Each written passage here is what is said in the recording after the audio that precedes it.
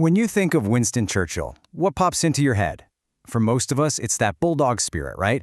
The wartime leader, and of course that endless stream of brilliant, inspirational quotes.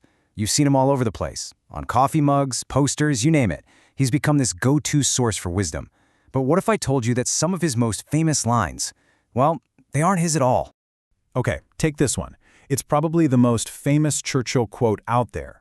It's powerful, it's catchy, and it just perfectly sums up that resilient spirit we associate with him. You know, it tells us that what really matters isn't the win or the loss, but the grit to just keep on going. It feels like something he absolutely would have said. But he didn't. Yep, you heard that right. According to the historian Richard Langworth, who has spent years meticulously combing through millions of Churchill's words, there's just no record of him ever saying or writing this. It's a great sentiment for sure, but it's not from Churchill. And believe me, it's not the only one. So, to find Churchill's real wisdom on success and failure, we've got to do a little myth-busting. Langworth calls these popular fake quotes red herrings. It's a great way to put it. They're catchy, but they distract us from the authentic and honestly more practical advice Churchill actually gave us. So let's correct the record and see what he really thought. This slide shows the contrast perfectly. On the left, you've got the myth, another one often pinned on Churchill. Success is going from failure to failure with no loss of enthusiasm. It sounds great, right? Like it's all about just keeping a smile on your face. But Churchill's actual advice, on the right, is a lot tougher. He told the Australian Prime Minister that success always demands a greater effort. For him, success wasn't a finish line, it was the starting pistol for even more work. To really get to the heart of Churchill's philosophy on perseverance, we can't look at inspirational posters. No, we have to go back to one of the most dangerous moments in modern history, a time when the stakes just could not have been higher. This is where his real wisdom was forged. Let me just set the scene for you. It's October 1941. Churchill is visiting his old school, Harrow. For over a year, Britain had been, as he put it, quite alone, desperately alone. The nation was poorly armed, and the threat of the enemy was constant and terrifying. To a lot of people, it looked like the game was up. It was in this incredibly dark moment that he delivered one of his most important lessons. And this is just brilliant. He told these schoolboys to make one simple but really profound change. He didn't want them to call them darker days, because that implies hopelessness, despair. Instead, he reframed them as sterner days. Why? Because that one word changes everything. It turns a crisis from a tragedy you have to suffer through into a challenge you have to rise up and meet. So, this idea of sterner days is the whole key.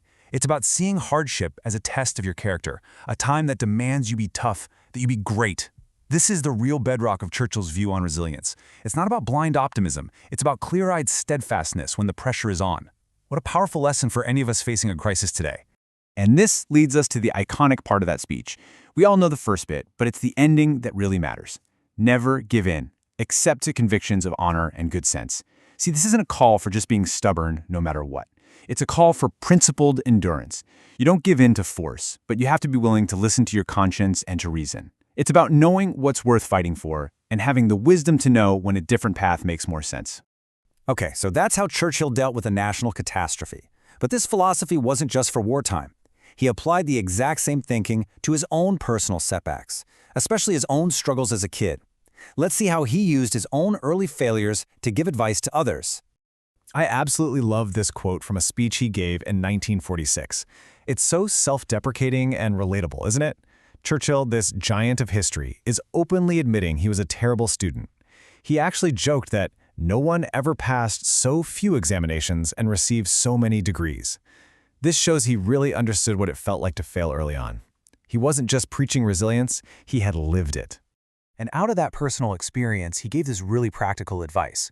First, don't let early failures get you down or define you. Second, the key is to diligently and faithfully continue to persevere.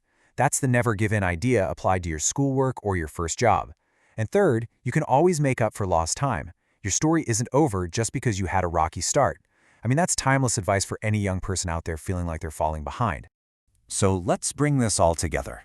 When we strip away the myths and the snappy misquotes, what we find is a philosophy that's so much more robust and useful. It's not about easy optimism or catchy slogans. It's about something much, much deeper. So here are the real takeaways. True perseverance isn't just about enthusiasm, it's about steadfastness.